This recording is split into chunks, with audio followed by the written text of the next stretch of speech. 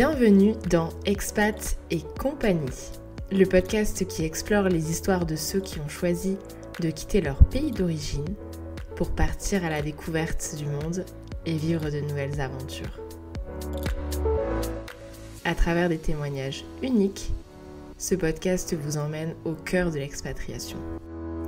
Bonne écoute!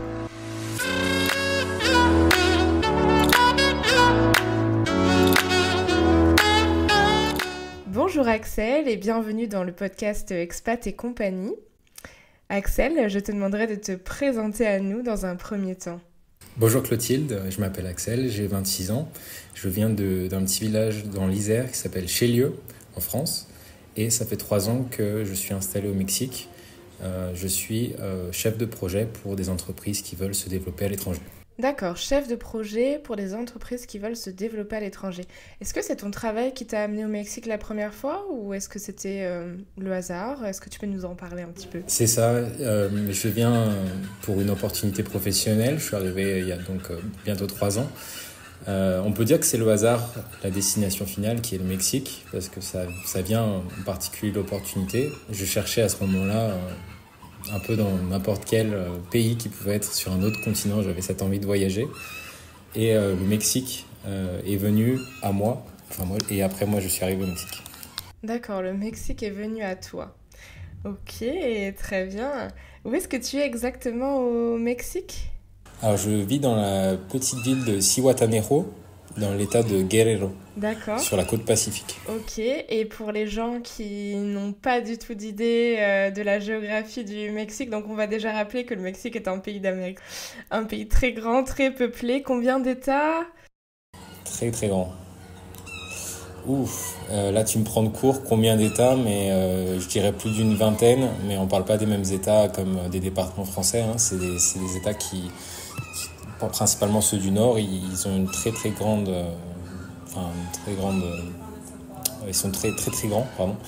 Et moi je vis donc dans un état plutôt de la région centre, on appelle la région Bajío, un petit peu en dessous, c'est un climat plutôt tropical. C'est le début de la zone tropicale vers la partie sud du Mexique. Si on compare avec l'Europe, c'est vrai que le Mexique pourrait prendre sur la carte, si on transpose, de l'Angleterre à la pointe de l'Italie. D'accord, effectivement. Et quand tu es arrivé au Mexique la première fois, j'imagine que ça devait pas être à cet endroit-là, dans ce village. Où est-ce que tu es arrivé au Mexique dans un premier temps? Tout à fait. Alors, je suis arrivé à Querétaro, qui est une zone des plus économiques du pays. C'est une ville qui est en périphérie, à 2-3 heures de Mexico, la capitale.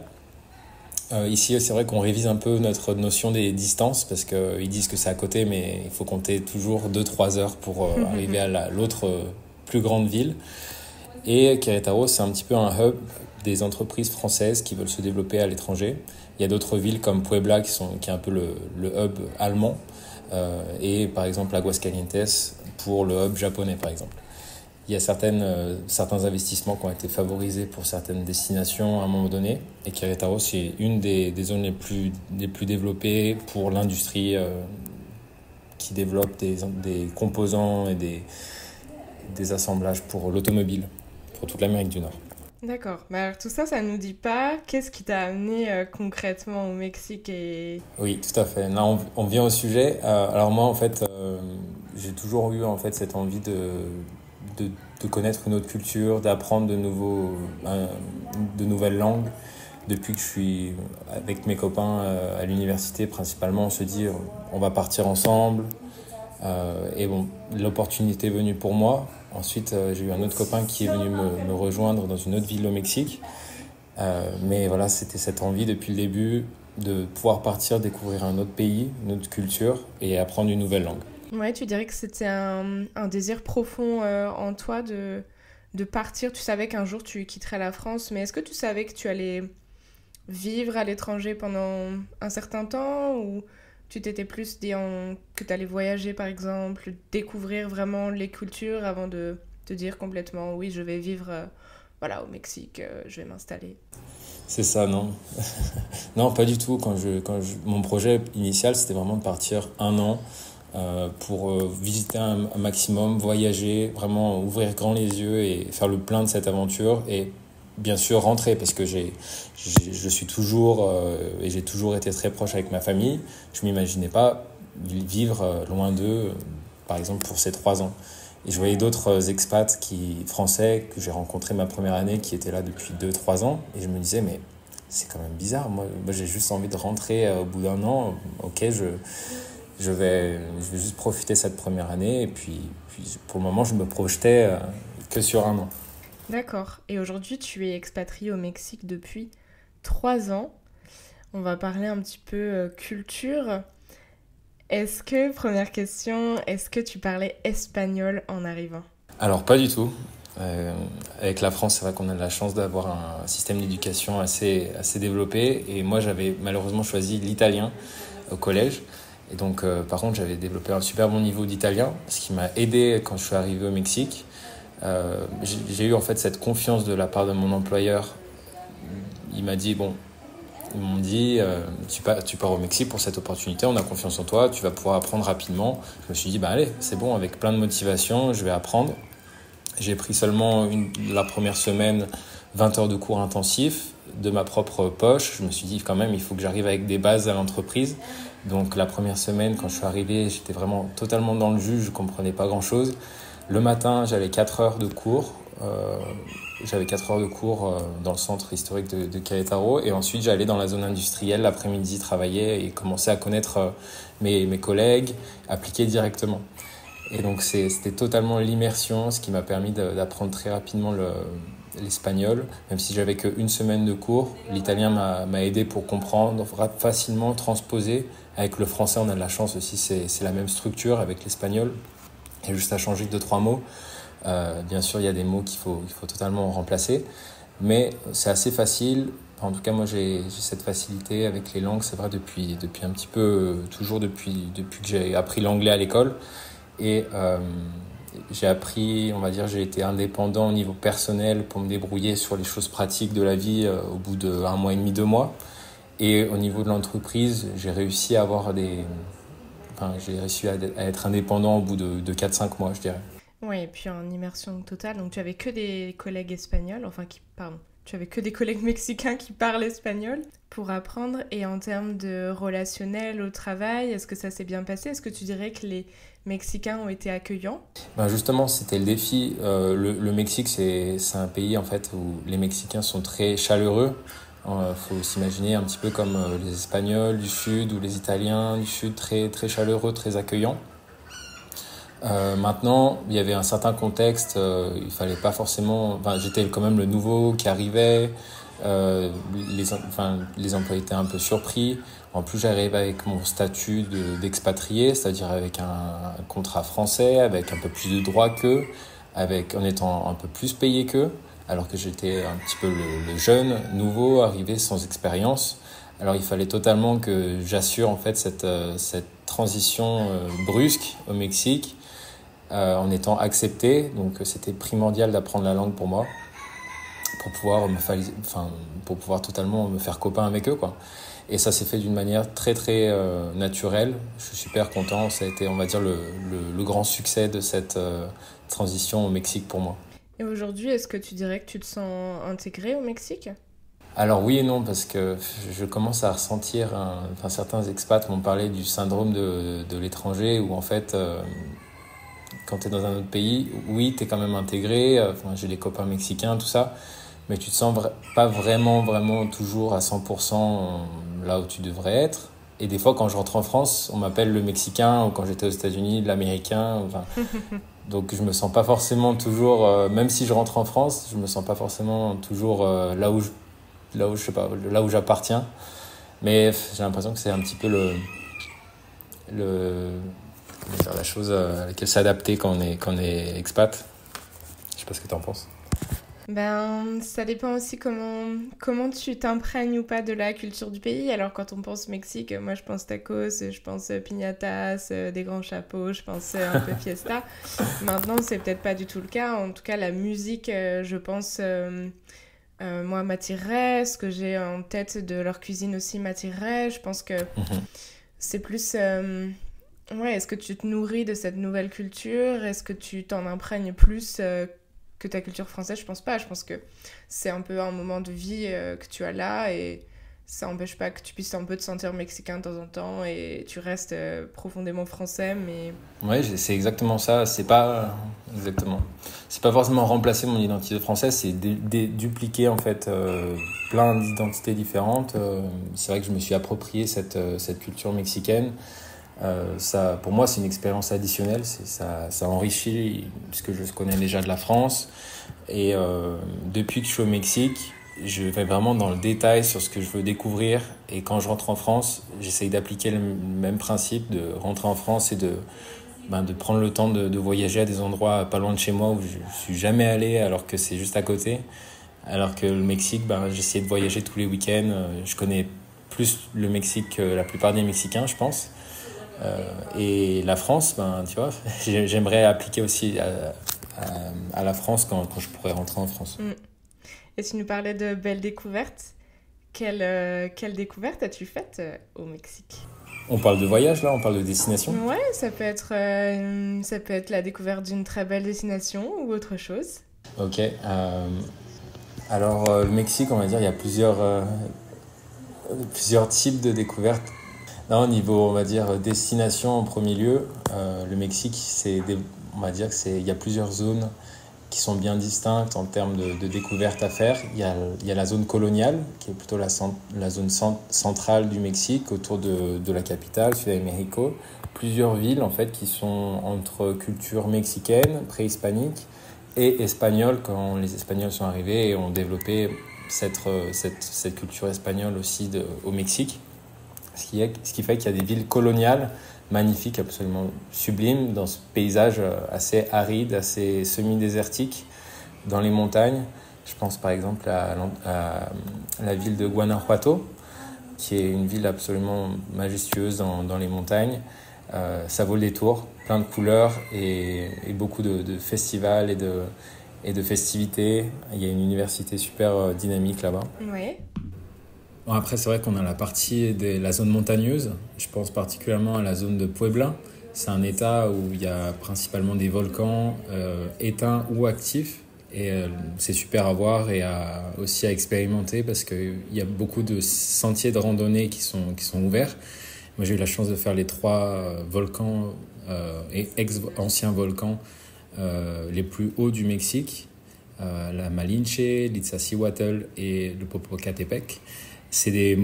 Pardon, excusez-moi pour la prononciation, c'est pas forcément des noms faciles à prononcer, mais c'est vraiment magnifique à voir. Et là, on parle autour et plus de 5000 mètres d'altitude.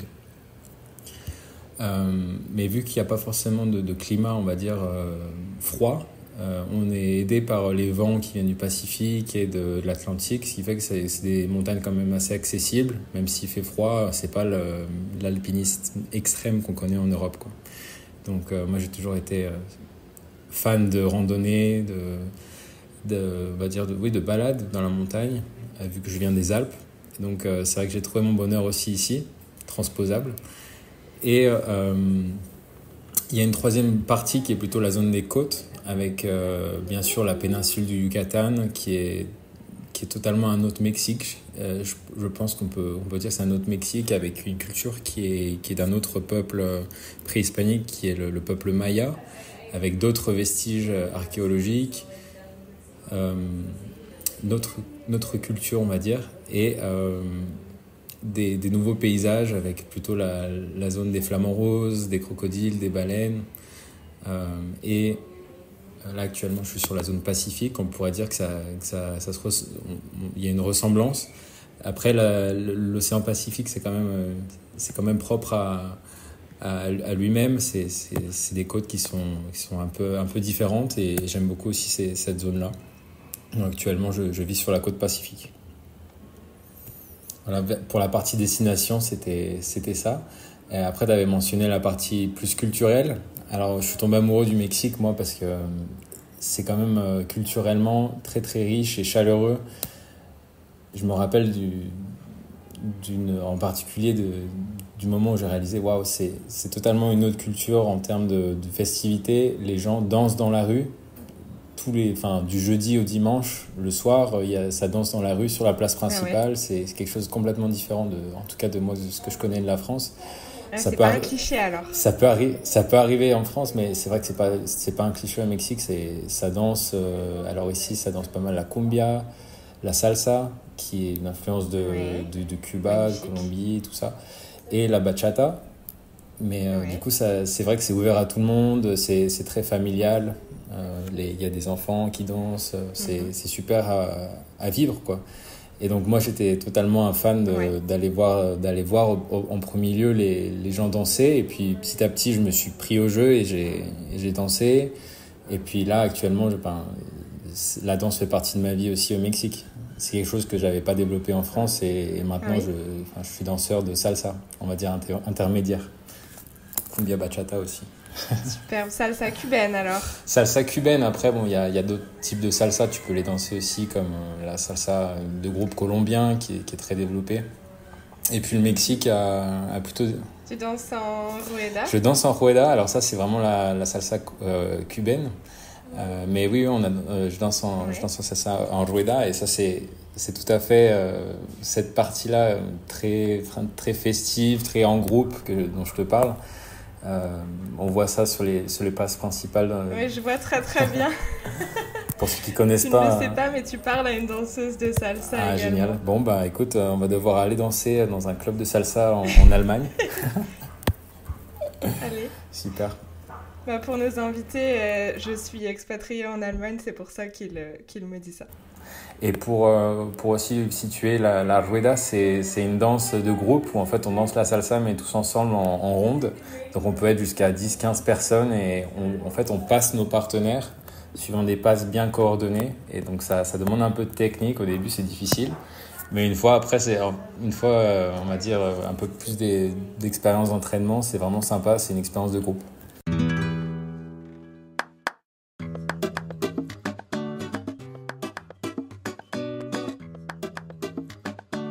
J'aimerais qu'on parle de quelque chose d'un peu plus sérieux, on va dire. En termes de démarche, parce que là, ça nous donne très très envie de venir au Mexique. Enfin, je sais pas pour les auditeurs, mais en tout cas, moi, ça me donne très très envie d'aller au Mexique. Maintenant, comment on fait si on veut s'expatrier au Mexique en termes de visa, de démarche administrative? Est-ce que tu aurais des clés à nous partager? Alors oui, on a sûrement des auditeurs qui ont soit déjà connu l'expatriation dans d'autres pays ou qui sont sur le point de se lancer. La clé, on va dire, pour débloquer la première année au minimum, c'est le visa PVT, Programme Vacances-Travail, qui est juste magique. C'est un partenariat qu'a la France avec plein de pays. Le Mexique fait partie de ces pays-là. Et c'est un programme de visa facilité entre les deux pays pour faciliter les échanges culturels. C'est-à-dire que les Mexicains vont d'une manière facilitée en France, les Français vont d'une manière facilitée au Mexique. Et le programme Vacances-Travail te permet, comme son nom l'indique, d'y aller pour le tourisme, mais aussi pour pouvoir travailler suivant les besoins. Si tu as envie de travailler, par exemple, au Mexique, lors de ta première année, pour combler des dépenses, ça peut être travailler dans un bar, par exemple, sur ta zone touristique. Tu peux le faire légalement grâce au visa programme Vacances-Travail. Après, si tu veux chercher un employeur à plus long terme, ça te permet aussi de lancer les démarches, de pouvoir commencer à travailler sans rentrer trop dans le détail des visas nationaux du Mexique, où ça demande un peu plus de démarches et demande le fait d'avoir un employeur vraiment qui t'appuie, qui te sponsorise pour avoir toute cette démarche-là de créer de statut de travailleur local mexicain. Oui, le PVT, c'est un visa très intéressant. On en a d'ailleurs fait un épisode complet si ça intéresse les auditeurs. Il y a un épisode spécial que j'avais tourné avec Julie, qui est la créatrice, la fondatrice du site PVTiste, sur lequel on peut retrouver toutes les informations concernant ce visa, qui effectivement est un premier... comment dire ? C'est un premier visa qui est très intéressant pour mettre un pied dans le pays, rencontrer des entreprises qui nous intéressent, rencontrer des futurs employeurs et employeurs pour le temps où on est sur place et effectivement avoir un bon équilibre vacances et travail en termes de d'organisation financière notamment. C'est très intéressant. C'est un visa que j'ai moi-même, j'ai moi-même eu recours à ce visa plusieurs fois. Et du coup, est-ce que c'est ton cas? Est-ce que tu as commencé par un PVT pour venir au Mexique? C'est mon cas, c'est mon cas. Parce que moi, en fait, j'avais déjà utilisé la clé VIE. C'est le contrat volontariat international en entreprise. Je l'avais utilisé pour un autre pays juste avant. On pourra en parler plus en détail si on a le temps. Mais le VIE, c'est un contrat aussi qui permet de pouvoir s'expatrier d'une façon très très facile. Il suffit en fait de candidater à un job via la plateforme VIE avec Business France. Et ensuite, une fois qu'on est pris, c'est la voie dorée vers l'expatriation. Mais moi, de mon côté, ouais, c'était programme vacances-travail. Et j'avais négocié avec mon employeur un contrat qui ressemblait au VIE, vu que moi, je l'avais déjà utilisé. En gros, j'étais pendant mon PVT, j'étais sous contrat expat depuis la France.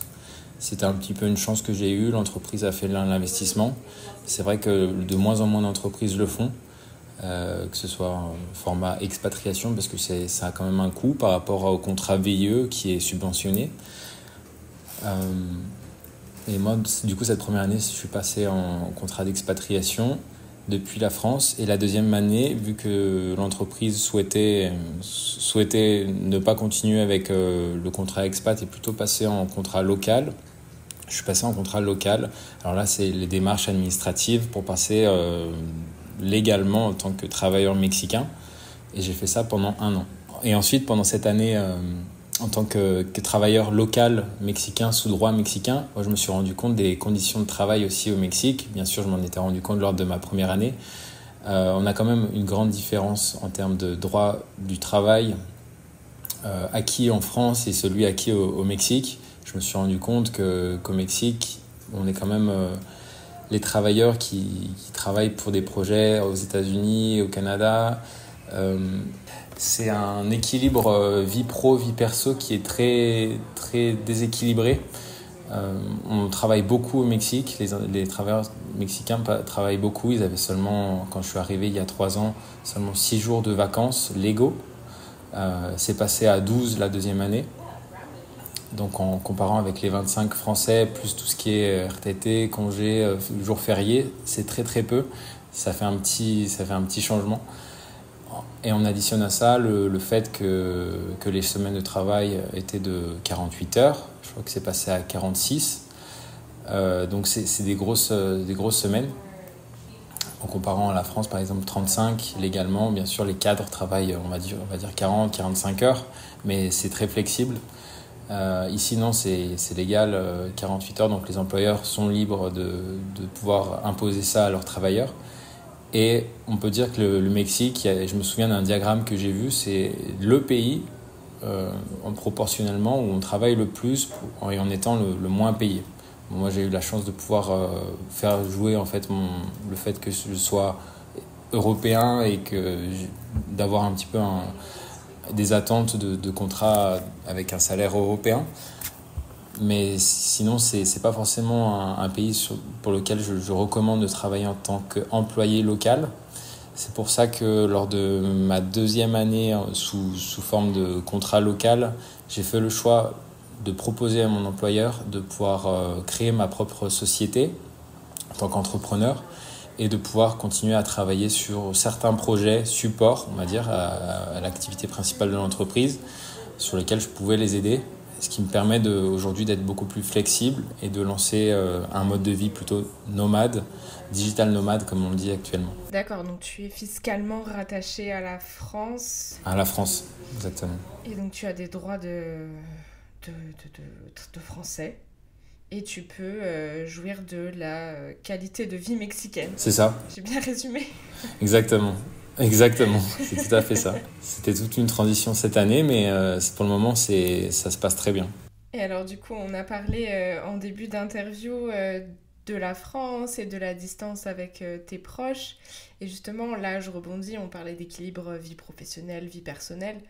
Comment tu gères cette distance avec tes proches restés en France ? Alors, c'est vrai que c'est tout à fait un autre équilibre à trouver. Moi, j'appelle ma famille, mes parents tous les jours ou tous les 2 jours pour toujours maintenir le contact. Et ce serait un conseil que j'aimerais donner à tous ceux qui souhaitent s'expatrier, c'est de ne pas tourner le dos à ces relations en France, parce qu'on ne sait jamais. Moi, au départ, je comptais rentrer en France seulement l'année d'après, donc bien sûr, c'est naturel de garder contact. Mais même les gens qui souhaitent rester plus longtemps, 3 ans, 5 ans, 10 ans, toute une vie, je trouve que c'est quand même important de maintenir une distance avec ses amis les plus proches, avec sa famille. Bon, pour les amis, ça fait un petit filtre naturel. J'ai identifié très rapidement les amis que je pouvais garder, et qui sont en fait les meilleurs amis depuis toujours, les amis d'enfance, les amis où on a vraiment partagé quelque chose ensemble.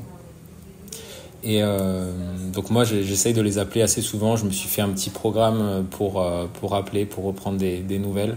Parce que c'est vrai qu'on est quand même déconnecté par rapport au fuseau horaire et aussi par rapport, en fait, on partage un petit peu moins de choses. Donc c'est vrai que c'est une réadaptation pour maintenir le contact. Et du coup, j'étais assez malheureux quand je suis passé en contrat local avec seulement 12 jours de vacances par an. C'était assez difficile de rentrer. Donc c'est une année où j'ai assez souffert. Alors, je suis resté une année complète au Mexique, et en ayant fait ce changement, là ça y est, j'ai le contrôle sur ce fait-là de pouvoir rentrer minimum tous les 6 mois. Pour le moment, ça me convient, tous les 6 mois.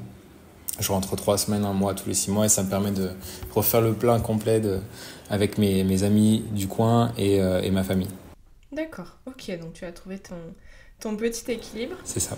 Maintenant, Axel, j'aimerais, pour finir, qu'on voit ensemble, est-ce que tu aurais des conseils à donner à nos auditeurs qui ont envie de s'expatrier au Mexique? Alors, mon conseil, je pense que ce serait directement de vous lancer. Moi, ce que je gardais en tête, c'est dans l'avion, quand je suis parti de la France dans les premiers jours, je me suis dit, mais qu'est-ce que je fais? Je laisse du monde derrière moi. Enfin, ma vie était bien, tu vois. Pourquoi je pars? J'avais cette envie de partir, alors je l'ai fait. Et quand j'avais ces doutes-là, je me suis dit, mais en fait, je perds pas grand-chose. Quand je vais rentrer, tout va être pareil. Rien ne va changer. Et c'est que du plus. Donc moi, je vous conseillerais de vous lancer et de ne pas avoir de regrets, de ne pas avoir tenté l'aventure. Et la France, vous pouvez toujours rentrer quand vous souhaitez, quand vous sentez le besoin.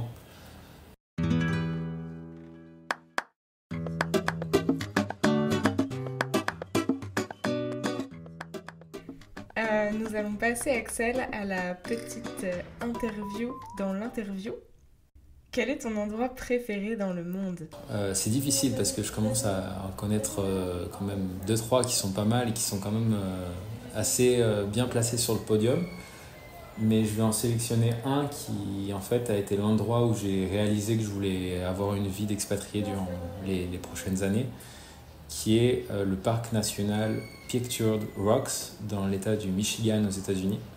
C'est un état très très beau en fait, entouré par des lacs, et en automne c'est la destination pour voir vraiment de la nature sous toutes ses couleurs. Je me rappelle de ce parc-là, c'est au bord du lac Supérieur entre le Canada et les États-Unis, et les forêts sont simplement magnifiques avec toutes ces sortes d'arbres et ces couleurs rouges, jaunes, vertes, des fois jusqu'au bleu, violet.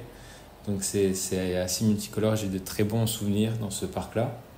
C'était ma première expérience vraiment de voyage à l'étranger qui change de l'Europe, des pays que j'ai pu connaître en Europe. Et cette aventure-là m'a vraiment fait réaliser que je voulais partir un peu plus longtemps, connaître un peu plus de pays comme ça. Magnifique, je m'y voyais. Maintenant, deuxième question. Quelle est ta meilleure et à la fois quelle est ta pire découverte culinaire au Mexique? Ok, alors j'espère que vous êtes prêts, parce que on va dire que le Mexique bénéficie de cette culture préhispanique qui fait qu'on n'a pas du tout les mêmes concepts ou les mêmes fondamentales, bases du culinaire par rapport à la France, par exemple. Alors je suis français, alors on sait ce que c'est la bonne nourriture, Mais il y a certaines découvertes qui quand même se rapprochent de très très bonnes découvertes. Par exemple, il y a l'escamolé, qui est une spécialité des États du sud du pays, qui est en fait des œufs de fourmis, des fourmis très grosses, qui sont sur des arbres assez tropicaux du sud des États du sud du Mexique. Et c'est des œufs très rares, très difficiles à avoir. Pour les attraper, pour les détecter, il faut directement aller dans les troncs d'arbres. De ce que j'ai compris, c'est pas possible avec des gants de pouvoir vraiment bien les toucher, les détecter pour les prendre. Il faut y aller main nue.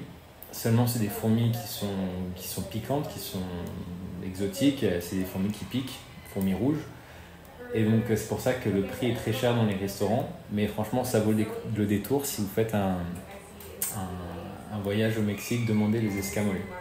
D'accord, et ça me fait penser à un plat, je crois, une salade d'œufs de fourmis. J'avais eu ça avec une invitée, je crois que c'était mon invitée au Laos qui m'avait parlé d'un plat aussi comme ça. Et oui. Comme quoi? C'est ça, avec l'Afrique du Nord et certains pays d'Afrique, c'est vrai qu'on a quand même, par la même latitude et les mêmes, on va dire, les paysages un peu semi-désertiques et puis ensuite tropicaux, des fois il y a certaines ressemblances. Et donc du coup je pense que c'est ça ma plus belle découverte culinaire, même si c'était sur la même marche, je pense, avec le mole, qui est une sauce entre piment et chocolat que les Mexicains mangent beaucoup, utilisent beaucoup, principalement dans les états de Oaxaca et de Puebla, et qui est maintenant fait partie du décor culinaire national. Le Mexique qui fait partie du patrimoine de l'UNESCO pour la gastronomie, sur le plan que la France ou l'Italie. On pourrait penser à d'autres pays comme le Japon qui pourrait l'avoir, ou d'autres pays, mais c'est vrai que le Mexique est quand même très, très reconnu pour sa richesse culturelle gastronomique. Alors pour finir, Axel, as-tu une anecdote d'expatriation à nous partager? Alors oui, on va dire la plus belle anecdote, c'est que j'ai rencontré ma partenaire au Mexique, justement en dansant la salsa cubaine à un endroit un petit peu spécial, un petit peu magique de Querétaro, la ville où je suis arrivé. Il faut s'imaginer une partie de la ville qui est dans un canyon, où originellement ils ont installé de l'industrie textile, une grosse industrie textile de production de tissus pour le pays. Et récemment, on va dire il y a 15 ans, une brasserie en fait de bière a repris ces usines-là qui étaient laissées à l'abandon complet. Et on redonnait un peu une vie à cette partie de la ville qui était un peu isolée dans la montagne. Et on fait un super endroit de convivialité, là où ils font leur propre bière. Ça s'appelle Hercules, la colonie de Querétaro, mais aussi la brasserie qu'ils ont repris. Et ils font en fait tous les mercredis soirs avec un groupe qui s'appelle Son Compay. Son pour cette partie-là, cette danse cubaine. Des événements de danse cubaine, et j'ai rencontré ma compagne là-bas. Alors, il faut savoir qu'elle est expat comme moi, elle n'est pas française, elle est canado-japonaise, du Canada et du Japon. Elle a vécu 2 parties distinctes de sa vie dans les 2 pays, et on s'est connus grâce à la danse finalement, ce qui nous a rassemblés au Mexique. Superbe. Merci Axel, merci pour ton partage. Merci Clotilde. Merci d'avoir écouté cet épisode d'Expat et compagnie. Si cela vous a inspiré, partagez cet épisode autour de vous, laissez-nous un commentaire et suivez-nous sur les réseaux sociaux pour ne pas manquer la sortie de nos nouveaux épisodes tous les 15 jours. À bientôt!